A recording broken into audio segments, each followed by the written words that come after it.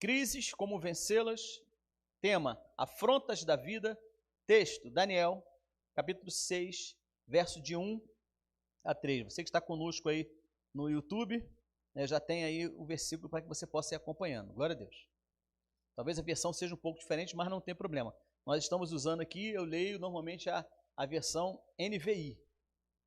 Mas você pode ter aí, de repente, uma outra versão. Diz assim Daniel 6, de 1 a 3. Dario achou por bem nomear 120 sátrapas para governarem todo o reino, e colocou 3 supervisores sobre eles, um dos quais era Daniel. Os sátrapas tinham que prestar contas a eles para que o rei não sofresse nenhuma perda. Ora, Daniel se destacou tanto entre os supervisores e os sátrapas por suas grandes qualidades que o rei planejava colocá-lo à frente do governo de todo o império. Nem só até aí. Senhor, nós glorificamos, Pai, por essa oportunidade que temos de estarmos nesse lugar, de termos essa transmissão online, chegando a tantas vidas, ó Pai. Que a sua palavra, ó Deus, possa ter o efeito a qual ela foi enviada. Nós queremos, ó Deus, acalmar o nosso coração, ó Deus, da correria do dia a dia, dos afazeres profissionais, dos afazeres domésticos, ó Deus, de tudo aquilo, ó Deus, que do nosso coração, durante esse dia, muitas das vezes que nos tirar da sua presença, da bênção de estarmos na sua presença, mas nós queremos agora, em nome de Jesus, acalmar toda a nossa emoção, todo o nosso coração, e pedimos que o Teu Espírito Santo, Senhor, se revele à nossa vida, se revele à nossa alma, fale ao nosso espírito, nos transforme. Por isso, Pai, nós queremos nos assentar, ó Deus, aos Teus pés e pedir a Ti, fala ao nosso coração, se revela, Senhor, de maneira sobrenatural, em nome de Jesus. Você diz comigo, amém. Glória a Deus. Queridos, a história de Daniel é uma história muito bela, né? História de um jovem, entre outros, que foi levado como um escravo para uma cidade distante. Chegando lá, ele se destacou, né? Ele já saiu, já foi retirado da escravidão, melhor, já foi retirada dentre os cativos, como uma pessoa especial. E ele, ao ser colocado diante do rei para ser ensinado, ele se destacou muito. Quando você vê lá no versículo 1, onde diz, Dario achou por bem nomear 120 sátrapas.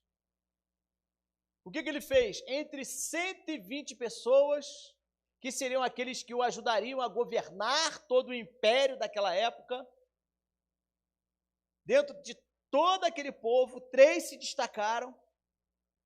Desses 3 se destacaram, um se destacou mais ainda, conforme o texto que nós lemos, chamado Daniel. Então ele tinha, podemos dizer assim, a primazia, ele era o mais destacado dessas 120 pessoas que tinham sido selecionadas, separadas por Dario, para ajudar a governar todo aquele império. E ele, nessa condição de ser um dos principais governadores, ou ele chegaria a ser, né, o principal governador daquela região, principal ajudante do rei, podemos dizer assim, não o livrou das afrontas que ele passou. A nossa condição de homem, a nossa condição de mulher, a nossa condição de sermos, podemos dizer assim, cristãos, né? Ou não cristãos, a sua condição de ser uma pessoa muito famosa, a sua condição de ser uma pessoa que tenha muito dinheiro, ou que tenha muita saúde, ou sei lá o que você tem de muito aí, mas nada disso impedia ou impediu Daniel de ser afrontado. E assim é conosco, é com cada um de nós hoje. Você não está livre de sofrer afrontas, seja ela em que área for, seja ela de quem venha, do diabo ou não. Você não está livre de passar por perseguições. Interessante que Deus abençoou a vida de Daniel de maneira grande. Não dá para falar toda a história dele, que o tempo não dá. Mas Daniel, ele sobressaía diante de todos aqueles 120 sátrapas, ou 119, com ele 120, era porque ele tinha a bênção de Deus sobre a vida dele. Ele era um homem que temia Deus, ele orava, ele fazia jejuns. Ele era uma pessoa que conhecia profundamente o Deus de Israel. Por quê que ele chegou a essa posição? Ele foi um homem que viveu uma vida de quebrantamento diário na sua vida. Ele não separava ali um dia qualquer para ir orar. Ele não separava, como muitos de nós, um domingo para ir à igreja. Ele não separava, como muitos de nós, um dia na semana para resolver adorar a Deus. Não, ele tinha um quebrantamento diário. Ele orava pelo menos 3 vezes ao dia. O jejum dele é marcante. Onde, como você conhece a história, ele jejuava e o seu semblante não decaía, pelo contrário, ele se sentia mais fortalecido. Por quê? Porque Deus era com ele. Interessante, porque apesar de tudo isso, Daniel não era um cara soberbo. Apesar dele estar ali na frente daqueles governadores, apesar de ele estar ali na frente de todo mundo, ele não era o tipo do cara, o tipo da pessoa que, porque Deus o tinha elevado, ou porque Deus o tinha feito prosperar, ou porque Deus o tinha dado inteligência, que ele era um cara soberbo, que ele se sentia ali, né, no ditado aí bem carioca, o rei da cocada preta. Ele não se achava que era melhor do que todo mundo. Ele não tinha no seu coração a soberba. Observe que, fazendo uma comparação, você já ouviu a história de Saul, que foi o antecessor, o primeiro rei de Israel, antecessor a Davi. Saul poderia ter tido a mesma sorte que Daniel. Deus não selecionou Saul para ele servir de um exemplo negativo. Deus selecionou Saul para que ele fosse exaltado, para que Deus o exaltasse como rei sobre uma nação. Mas a altivez e a soberba de Saul, a sua ostentação, tirou ele do seu propósito. Fazendo uma comparação entre Daniel e Saul, Daniel deixou que a soberba, que a ostentação dele ser rei, tirasse ele do propósito que Deus tinha para a vida dele. Daniel, com toda a bênção que Deus deu a ele, assim como deu a Saul, Daniel não deixou que a soberba subisse para a cabeça. Daniel não permitiu que a altivez tomasse o seu coração. E ao contrário de Saul, que era uma pessoa que era altamente, passa a ser bem diferente de Daniel, de ser uma pessoa que vivia na sua altivez por ser o rei, por se achar. Você vai ler a história de Saul, você vai ver que ele mandou construir um monumento à sua própria imagem. Você imagina isso? Daniel era o contrário. Outro exemplo, o próprio Saulo, ou Paulo, como você queira, ele mudou a sua história simplesmente por um fato. ter tido um encontro com Deus, com Jesus. Ou seja, Saulo, aquele homem soberbo, aquele homem altivo, que prendia os cristãos e os lançavam, né, nos cárceres. Há um texto interessante que diz que quando Paulo via alguém morrendo, ele consentia na morte daquela pessoa, ou seja, ele sentia orgulho por ter sido ele o autor de ter prendido aquela pessoa. Mas chega um momento que ele tem um encontro com Jesus, e toda aquela estrutura daquele homem, e toda aquela altivez, caia. Eu vou falar um pouco mais disso para frente. Só para comparar, Daniel, assim como Paulo, eles entenderam que Deus precisava de homens justos. Eu digo Paulo depois da conversão dele, né? De homens justos, sérios, consagrados, que poderiam ser exaltados sem se corromperem. Ou seja, sem deixar que o poder subisse a cabeça. Isso é o tipo de situação interessante, porque nós estamos pregando sobre isso. A base aqui é a base bíblica, conforme os versículos que nós lemos, e entre outros nós também vamos ler. Mas tudo isso está condensado dentro do livro do Bispo Rodovalho, que fala crises, como vencê-las. Todo esse conteúdo está dentro do capítulo 4 desse livro. E quando nós estamos estudando essa comparação, Daniel, Paulo, Saulo, Saul, e vemos o comportamento desses homens, você sabe identificar exatamente quem foi soberbo, quem foi altivo e quem não foi. E nós temos que ter muito cuidado. Sabe por quê? Muitas das vezes o diabo quer tirar você, muitas das vezes Deus quer tirar você do seu propósito. Muitas das vezes o diabo, corrigindo, né? Muitas das vezes o diabo quer tirar você do seu propósito. E sabe como ele faz isso? Muitas das vezes usando esse mecanismo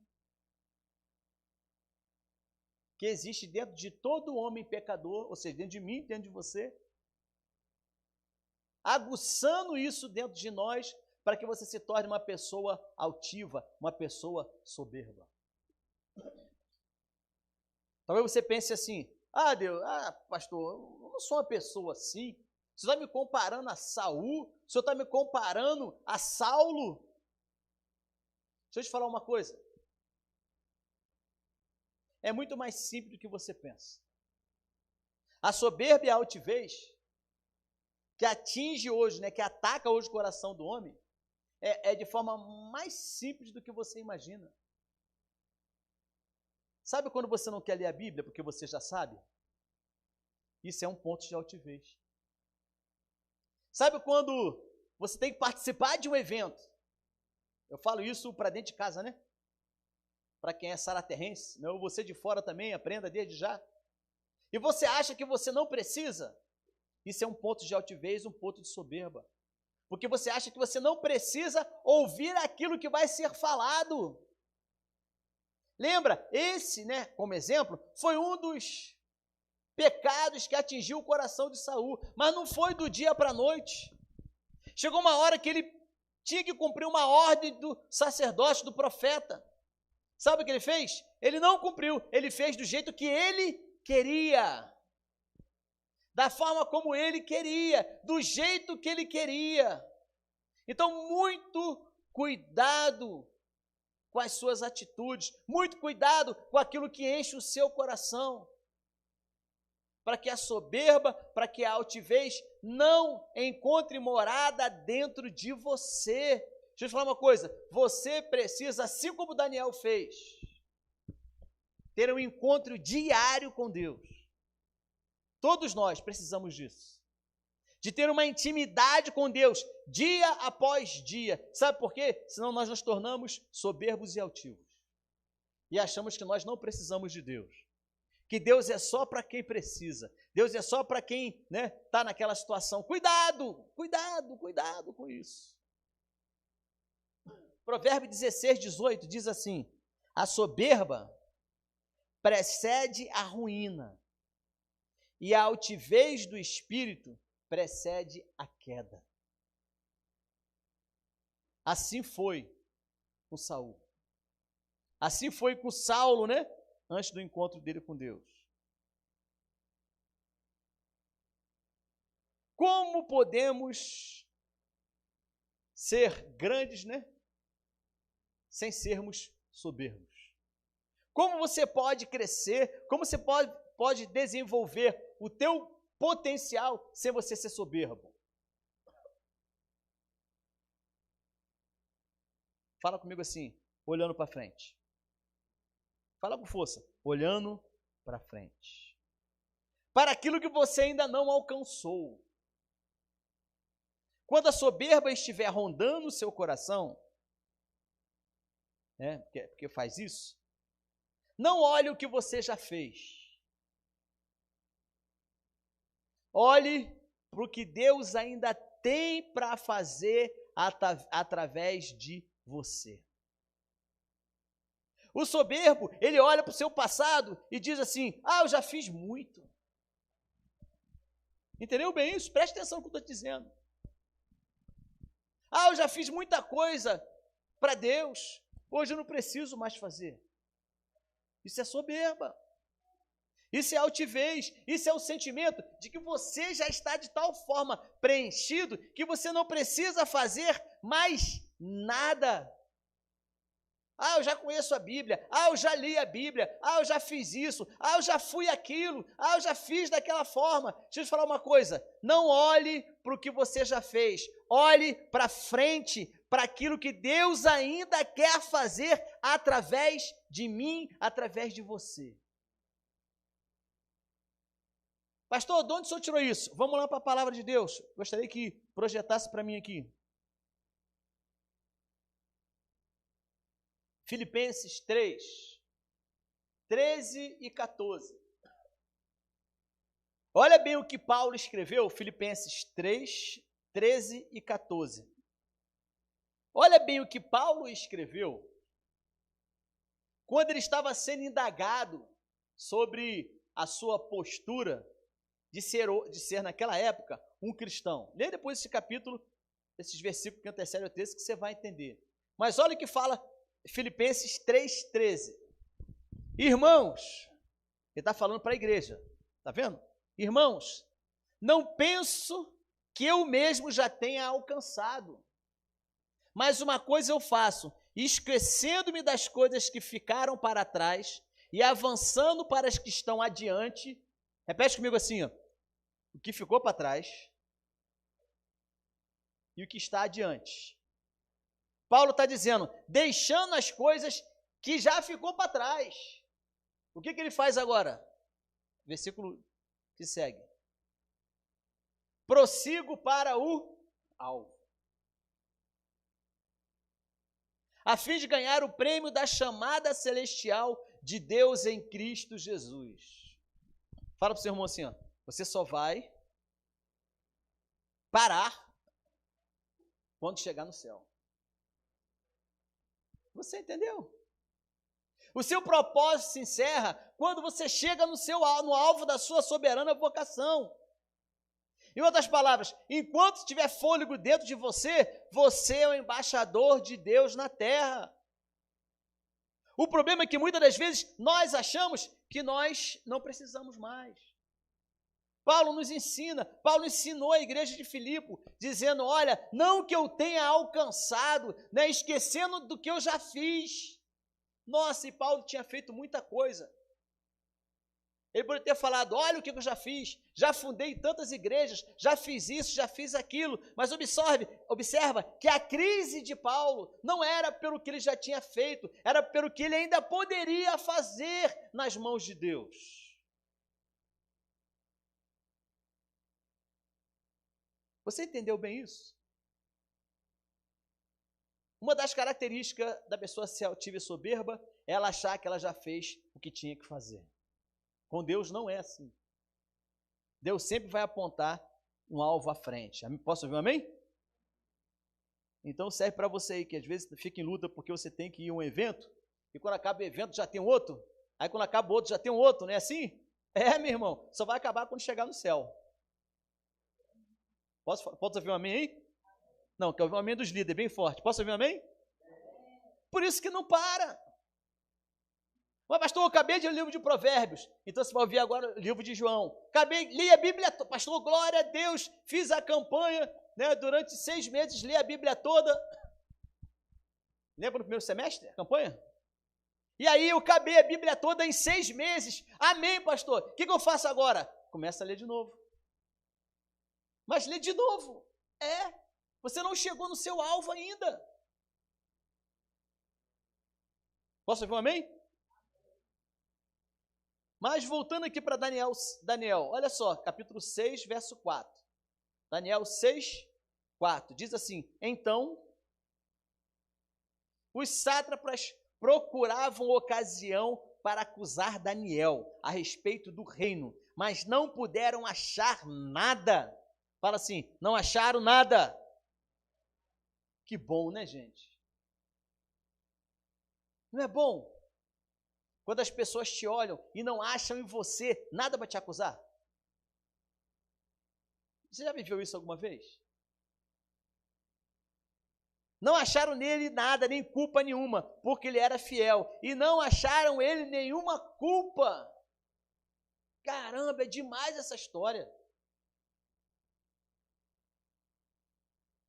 Fala para o seu irmão assim, ó, esteja sempre.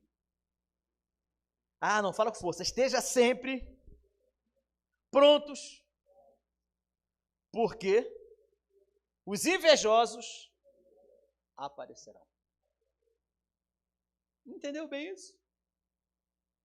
Você pode estar lá vivendo tranquilo, achando que, né, eu estou com a minha vida aqui, está tudo ok, está tudo na bênção, estou vivendo aqui debaixo da proteção de Deus, tenho orado, eu oro, eu jejuo, eu participo na igreja, sou dizimista, sou ofertante, vou nas campanhas que tem, estou envolvido em tudo. Olha, eu estou aqui, né, debaixo da graça de Deus.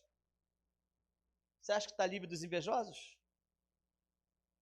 Você acha que está livre das pessoas que vão olhar para a sua vida e vão querer o que você tem, que vão falar mal de você? Muitas das vezes com inveja do que você tem. Aqui, ó, Daniel.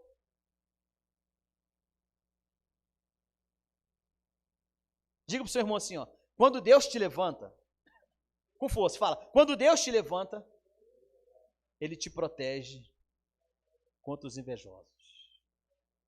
Posso ouvir um amém? O que fez Daniel vencer a afronta da soberba e da inveja foi a certeza de que Deus tinha um futuro para ele e para uma nação. Vou repetir. O que fez Daniel vencer a afronta da soberba e da inveja das pessoas que estavam perto dele era que Daniel sabia que Deus restauraria Israel.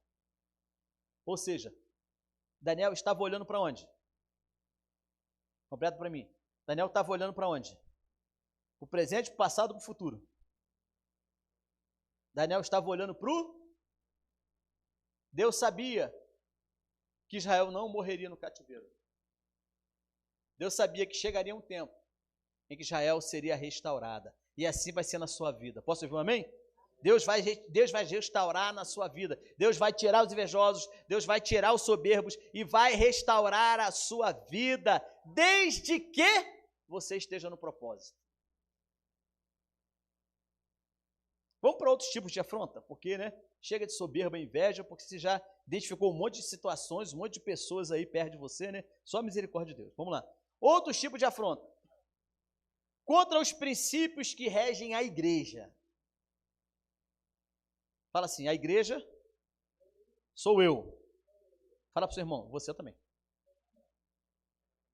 Você vai viver afrontas. A igreja de Cristo sempre viveu afrontas. Hoje nós chamamos de igreja a gente aqui reunido, né, tudo bonitinho aqui, né, sentadinho, ar-condicionado, tudo na bênção, né? Ou você na sua casa aí sentado, no seu conforto. Nós chamamos tudo isso de igreja. Amém, glória a Deus. Mas nem sempre foi assim. Nesse exemplo que eu vou te falar, um cara chegou e afrontou todo um exército. Quem foi esse cara?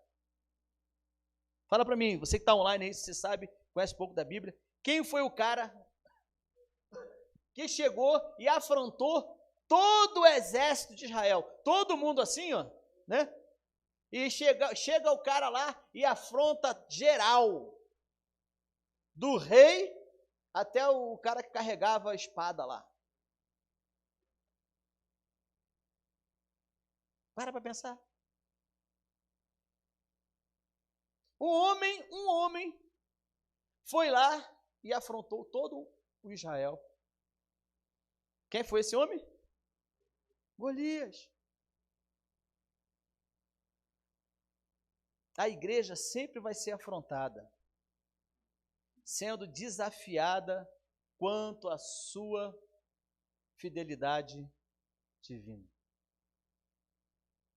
Isso aí, Juliana, glória a Deus, certo aqui, Golias. A igreja sempre vai ser afrontada. Sempre vão querer tirar a igreja, sempre vão querer duvidar da divindade da igreja. Assim como Davi, olha só, presta atenção no que eu vou dizer agora para você. Assim como Davi entendeu que a afronta contra os soldados de Israel não era contra os soldados. Quem lembra da história? Eu lembro que Davi falou: quem é esse incircunciso para desafiar ou para afrontar quem? O exército de quem? A afronta que Golias estava fazendo para o exército de Israel era a afronta que ele estava fazendo para quem? Para o próprio Deus. Então, se Deus estabeleceu a terra, ou melhor, se Deus estabeleceu a igreja na face da terra, enviou o seu filho para morrer por mim e por você, se o plano de Jesus de redenção, de restauração, veio e ele deixou a igreja, deixa eu te falar uma coisa, quando afrontam a igreja, estão afrontando o próprio Deus. Nós precisamos entender que a afronta contra a igreja é a afronta contra o próprio Deus.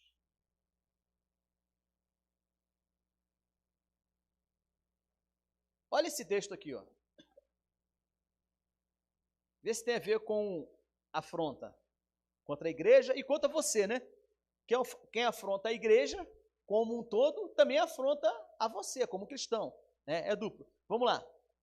Atos 9, 3 e 4. Não precisa projetar aí não, que eu vou fazer uma pergunta aqui. Atos 9, 3 e 4.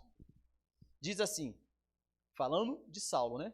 Depois foi dado ele o nome de Paulo. Ele tinha os dois nomes, né? Saulo e Paulo. A partir desse momento, a Bíblia indica que ele foi chamado de Paulo. Seguindo ele estrada fora, ao aproximar-se de Damasco, subitamente uma luz do céu brilhou ao seu redor. E caindo por terra, ouviu uma voz que dizia... O que a voz dizia? Vou lá, desafio você que está em casa aí. O que a voz dizia? Paulo, ao ter um encontro com Jesus, né, no caminho que ele estava seguindo, o caminho de Damasco, chegando próximo de Damasco, ele teve uma revelação, onde diz o texto aqui, que uma luz do céu brilhou ao seu redor. E aí ele caiu por terra. E essa voz, né, esse ser, falou com ele. E disse para ele o quê?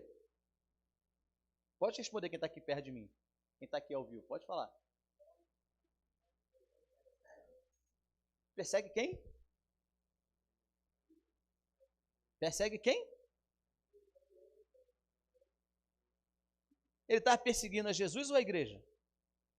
Ele estava perseguindo Jesus ou a igreja ou os cristãos convertidos? E agora? E agora? Ele estava perseguindo os cristãos? Ele estava perseguindo a igreja? Ou ele estava perseguindo a Jesus? E aí? O que você acha? Vamos fazer uma votação. Quantos acham que era a igreja?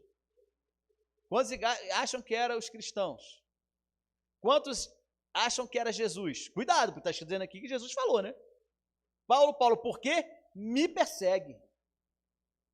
Você consegue entender de que quando estavam perseguindo os cristãos, quando Saulo estava perseguindo os cristãos, quando ele estava perseguindo a igreja, ele estava perseguindo a Jesus? Por isso Jesus se revelou e falou assim: Paulo, olha só, meu irmão, deixa eu falar uma coisa. Quando você está perseguindo os cristãos, você está me perseguindo. Quando você está querendo destruir a igreja, você está querendo me destruir. Entendeu isso? Cada cristão era afrontado por Saulo. Saulo perseguia um cristão. Todos esses, isso mesmo. Paulo perseguia um cristão. Quando ele perseguiu um cristão, ele estava perseguindo o próprio Jesus. Tanto é que Jesus se revelou para ele e falou: você está me perseguindo, velho? Em outras palavras, né? Você pode até ser afrontado, viu? Talvez você esteja passando afronta hoje, aí na sua casa, onde quer que você esteja. Você pode até ser afrontado. Mas se você estiver dentro do propósito de Deus... eu queria dar uma sapateada aqui, mas não dá. Você pode até estar sendo afrontado. Mas se você estiver dentro do propósito de Deus, Jesus vem. E ele diz para aqueles que querem te afrontar: ei, esse aí é meu. Ei, para de perseguir esse. Satanás, recua, porque esse aí é meu. Essa casa é minha. Essa pessoa me pertence. Tira a mão dela. Entendeu o que Jesus falou aqui para Paulo? Quando teve... Ei, Paulo, para de perseguir. Você acha que está perseguindo quem quando você persegue os cristãos? É a mim, meu filho. Isso serve para você que está passando por afronta aí no seu trabalho, no seu dia a dia.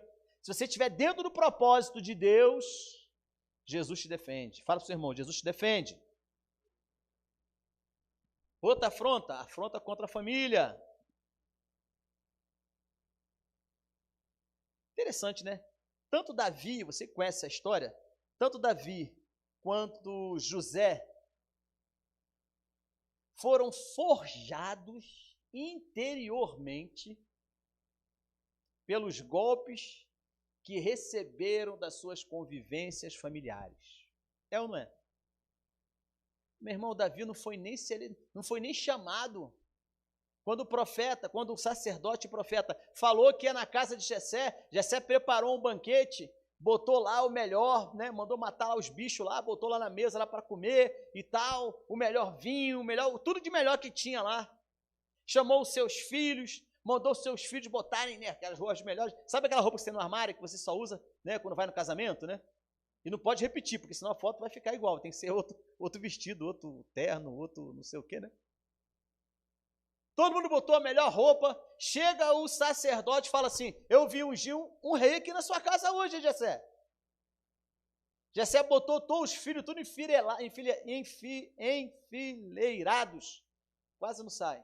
E foi passando um por um, passou os 7 filhos, e Deus fala assim: não é esse, não é esse, não é esse, não é esse, não é esse. Aí, de repente, né, Samuel coça a cabeça assim, né, eu falando, e olha para Jessé: Jessé, não tem mais filho não? Aí o que ele fala?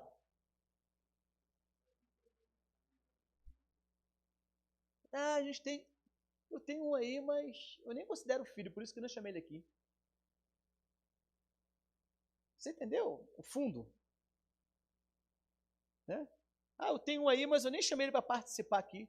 Está lá cuidando de ovelha, lá no meio do mato. Eu fico imaginando Jessé chamando um funcionário dele, falando assim: ô fulaninho, vem aqui, vai lá, acha lá, aonde está Davi, e manda ele vir aqui. Davi sai lá de trás das ovelhas malhadas, e ele vem, aí chega um cara, né, eu falando, fedendo a ovelha, mal cheiroso, porque ele carregava a ovelha no colo, né? No meio dos seus irmãos, tudo limpinho, tudo cheirosinho. Aí Deus, quando ele entra ali na porta, Deus fala a Jessé: está aí o rei de Israel. O cara que foi rejeitado pela sua casa, rejeitado pelo seu pai, rejeitado pelos seus irmãos, se tornou o rei de Israel. Deus pode levantar você, amém?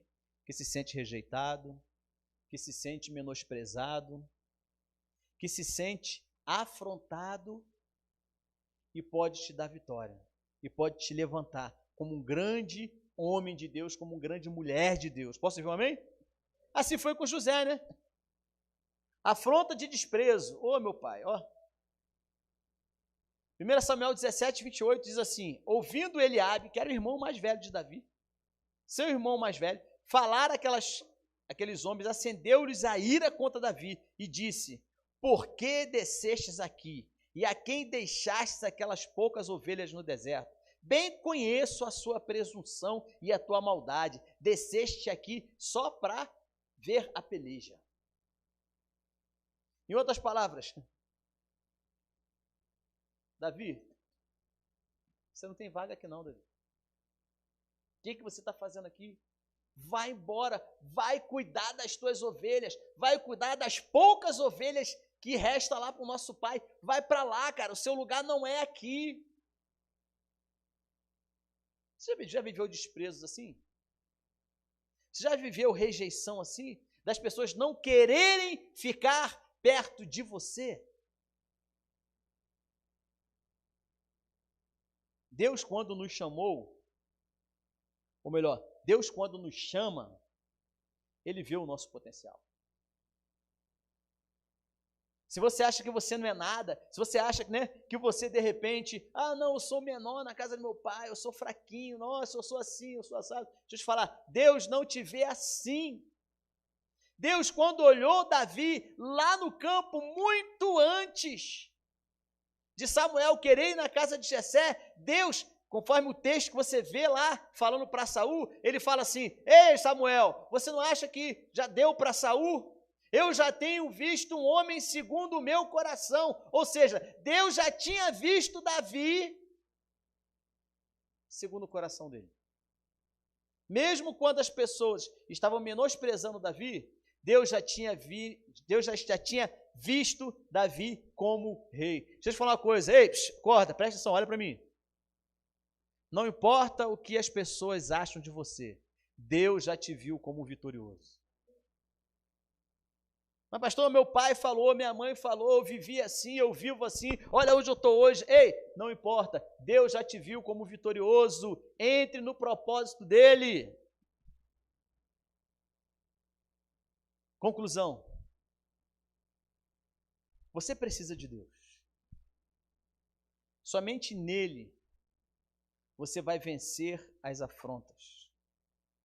Assim como Daniel, assim como Davi, assim como o próprio Paulo, entre outros grandes homens e mulheres de Deus, se tornaram vencedoras, que venceram a rejeição, que venceram a afronta, que venceram o desprezo, que venceu as crises familiares e hoje é um grande ou uma grande homem e mulher de Deus. Eu te convido agora a você ficar de pé, você que quer, você que pode. Aí na sua casa, a você fechar os seus olhos. E eu te convido a você repetir essa oração após mim. Diga assim: Senhor Jesus.